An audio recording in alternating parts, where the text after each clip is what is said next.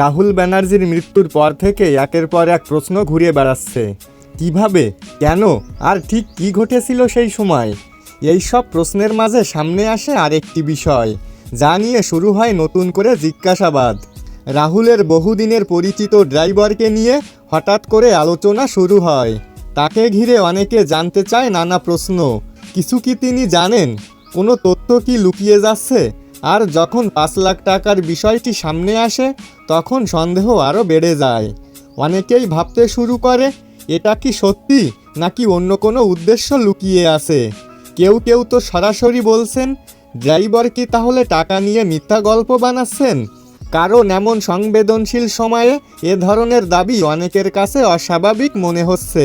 কিন্তু ধীরে ধীরে বিষয়টি পরিষ্কার হতে শুরু করে। গোপন সূত্রে জানা যায়, এই টাকা তিনি নিজের জন্য রাখেননি, বরং রাহুল নিজে নিজেই তাকে বিশ্বাস করে কিছুদিনের জন্য এই টাকা রাখতে দিয়েছিল। অবশেষে এই বিষয়টি স্পষ্ট, রাহুল নিজেই তার ড্রাইভারকে 5 লাখ টাকা রাখতে দিয়েছিলেন। এখন সেই দায়িত্বটাই হয়ে দাঁড়িয়েছে সবচেয়ে বড় প্রশ্ন। তো বন্ধুরা, আপনাদের কি মনে হয় না, এত মানুষ থাকা সত্ত্বেও রাহুলের এভাবে মৃত্যু কোথাও মনের মধ্যে ধাক্কা দিচ্ছে?